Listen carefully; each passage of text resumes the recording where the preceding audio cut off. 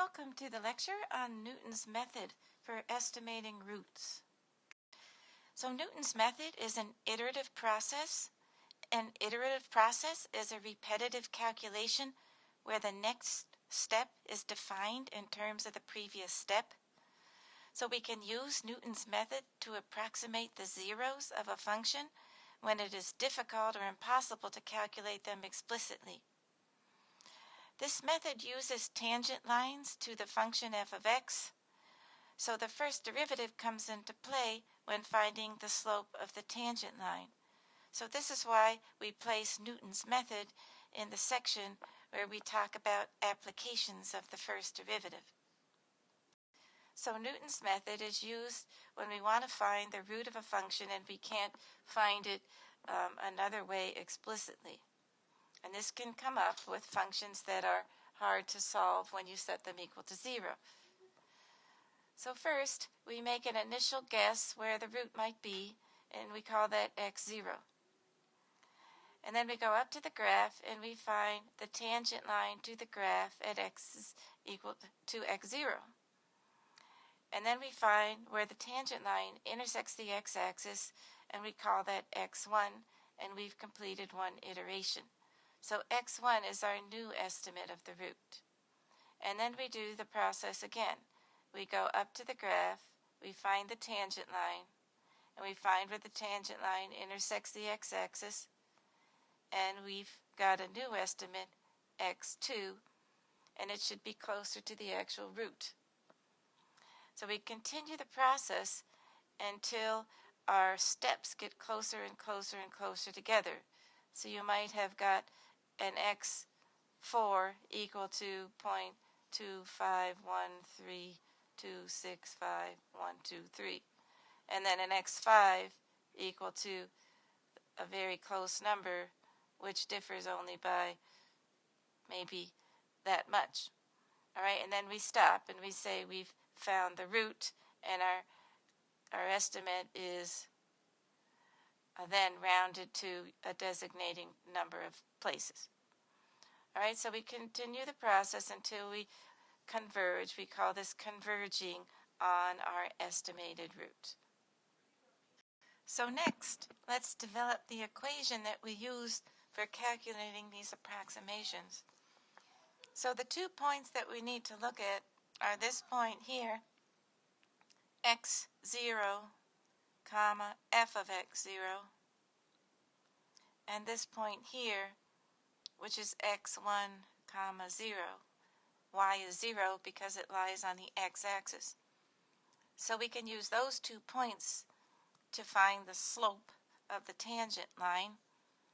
So the slope of the tangent line, of course, is the same thing as the first derivative at x0. All right, and that would be delta y over delta x. These are things we know. So we can say that f prime of x0 is the difference in the y's, which would be 0 minus f of x0 divided by x1 minus x0. Now if I cross multiply, I'll get f prime of x0, x1 minus x0 is equal to, ignoring the 0, negative f of x0. Now if I divide by f prime of x0, I'll have negative f of x0 divided by f prime of x0. Okay, now I can solve for x1, which is what I need. x1 is equal to x0 added over to the other side minus f of x0 divided by f prime of x0. Right, on this equation here gives us a way of calculating x1 knowing x0, and we can always sub in x0 into the function f and sub in x0 into f prime of x. So the function has to be differentiable at the point in question, of course, in order to be able to get f prime. But this is the equation we're going to use. Now, let's discuss when Newton's method may fail to find a root. So, Newton's method usually will converge quickly to a root. And that means when we say quickly, we mean in up to 5 iterations, it converges on a root. And it can be quicker if the conditions are right. Right, f prime of x could equal 0 at one of the iterations. This would indicate a horizontal tangent line or 0 slope at that x value. In this case, the tangent line will not intersect the x-axis and we can't continue the iterative process. So that's one way to get knocked out. All right, then the choice of x0 may not be a good one, and it may not lead to the root that we're looking for. In this case, the approximations might diverge or bounce back and forth, or you could land on a different root. So these problems can occur if the function has volatile behavior around the root, meaning it may have vertical asymptotes, it may have a flat spot, a very steep slope, or oscillations. So we'll find that Newton's method can fail under certain conditions. One of the ones that's pretty easy to fix is that you just choose a different x0 that's closer to the root that you're trying to find. So our first example says use Newton's method to approximate a root of this polynomial in the interval 1, 2. We're going to say let x0, our initial guess, be 2, and we want to do 5 iterations. So here's our equation that we discussed earlier. So we need f prime in order to use the equation. So f prime would be 3x squared minus 3. So for the first iteration, we'd have x1 is equal to x0 minus x0 cubed minus 3x0 plus 1 divided by 3x0 squared minus 3. All right, so let's substitute in the numbers for the first one only, and we'll get x1 is equal to 2 minus 2 cubed minus 3 times 2 plus 1, 3 times 2 squared minus 3. We run that through the calculator, and we'll get 15/9, which is equal to 1.666, bunch of sixes, 6, 7, 8, 9. So we'll keep 9 places in our calculator and then round at the end. All right, that way we can get it pretty accurate. All right, so now we just go on through and do several iterations. For x2, we then take this number here, and this is where our Desmos scientific calculator comes in handy. We can just cut and paste from one iteration to the next. We can put this number in instead of 2 in all of these places where I have 2 and run it through the calculator again. So I'm just going to tell you that what I got when I did that was 1.5486, 2, 3, 4, 5, 6, 7, 8, 9. All right, then you cut and paste that number into your equation, and you come up with a third iteration. And for that number, I got 1.532390162. And then you cut and paste that number in, and you get this number. So it's converging, getting closer and closer together, and we want one more. This one came out to be 532.088.886. All right, so I'm going to say they are converging. You can see that they're getting closer and closer together. So my root is approximately equal to 1.53209. So we got it accurate all the way up to this place right here, which is pretty close. All right, so that's Newton's method for estimating a root of a polynomial. So in this example, we're going to use Newton's method to approximate the root of this function involving a cosine in the interval 0 to 2. We're going to determine an initial guess and do 5 iterations. So first, let's figure out our equation. So we know that f prime of x would be negative sine of x minus 1. So our equation would be x1 is equal to x0 minus f of x, which is cosine of x, f prime of x, which is negative sine of x. So that's our setup for doing our first iteration. All right, now let's figure out an initial guess. So it's up to us. So we can use an endpoint or some point on the interior. I just arbitrarily chose 1.5. So I'm just going to do it with 1.5. So my initial guess is x0 is equal to 1.5. So I go ahead and I substitute in 1.5 minus the cosine of 1.5 minus 1.5 minus the sine of 1.5 minus 1. So I want to be in mode radians here. All right, so I run that through my calculator, and I'll get that x1 is equal to this number here, x1.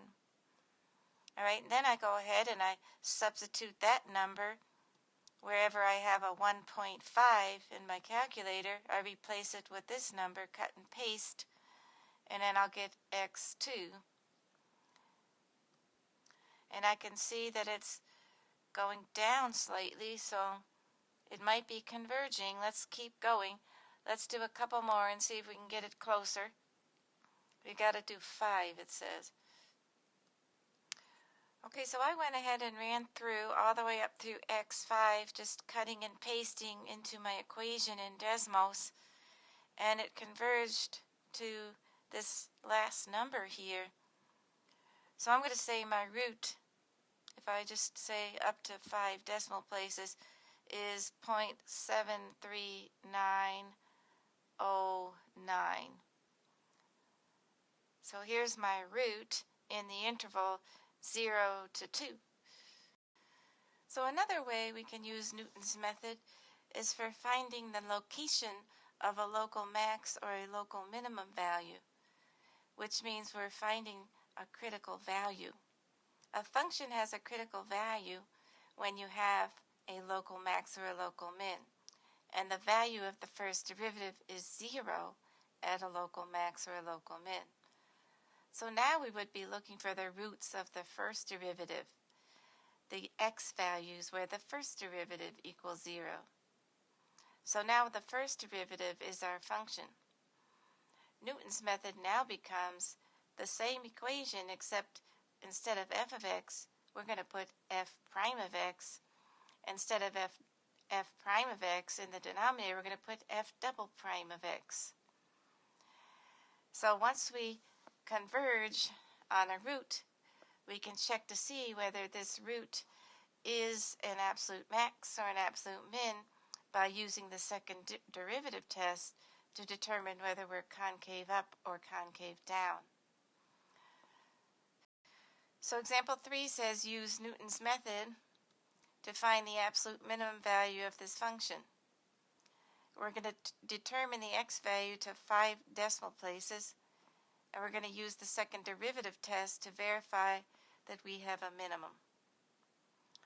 So in using Newton's method in this manner, we need f prime and f double prime. So f of x is sine of x plus x squared. F prime of x is equal to the cosine of x plus 2x, and f double prime of x is equal to negative sine of x plus 2. And we said that Newton's method tells us that x1 is equal to x0 minus, this time it's f prime is our function, over f double prime, the derivative of f prime. Okay, so now we need an initial guess. And let's just arbitrarily say that x0 is equal to 1. And see how this does for our convergence. Okay, so now I'm going to plug in 1 for x0 to get the process going. So that's 1 minus cosine of 1 plus 2 times 1 divided by negative sine of 1 plus 2. Alright, so this is what I'm going to type into my calculator. I'm going to keep that set up in there. I run that through and I get negative 1.192696318. Alright, so now I start my iterative process. So now I'm going to find x2. And the way I'm going to do that, of course, is everywhere that I had a 1 last time, I'm going to put this number in place of it. So I run that through, and I get negative that number there. Alright, so we're not quite sure what's going on yet, so we're going to have to keep going. So I'm going to take that number, and I'm going to replace it where I had this number in the last step. I'm going to get a new number, and I get this number. Now it looks like it's starting to converge. They're getting closer together, but I'm not there yet. I have to get it closer. So let's keep going. So now I'm going to replace it, the number, with this one, and I'm going to calculate a new number, and I get this number. So it is converging, but probably one more iteration would do it. And I think our problem statement said we wanted 5. So I'm going to plug in that number and run it through again. And I do get a very close number. So we're going to say it's converging, and we're going to say our root, which in this case is our critical value, is approximately equal to negative 45018. Alright, so now let's perform a second derivative test using that number to see whether we have a local max or a local min. So f double prime of this number would be 2, let's see, what's f double prime? Negative sine x plus 2.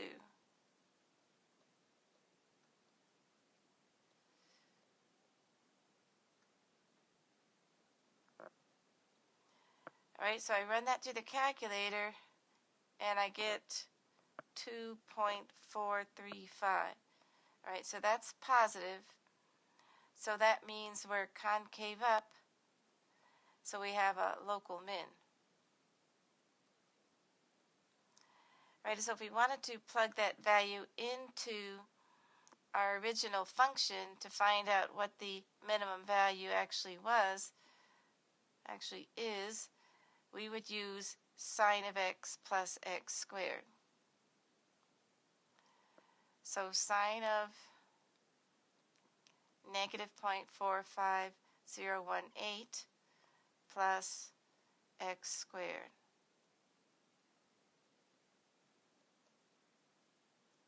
So I get negative 0.2324. Right, so I have the point negative 0.45018, negative 0.2324. So this is my min. And we found it using Newton's method. So that's another application of Newton's method to finding roots. And that can be employed when you have a difficult f prime of x to solve when you set it equal to 0, which makes it difficult to find the critical value. So we haven't seen too many difficult ones yet, but it could come up. All right, so that's all the examples I'm going to do for 4.9. So you should be ready to try your homework problems. Let me know if you have any questions.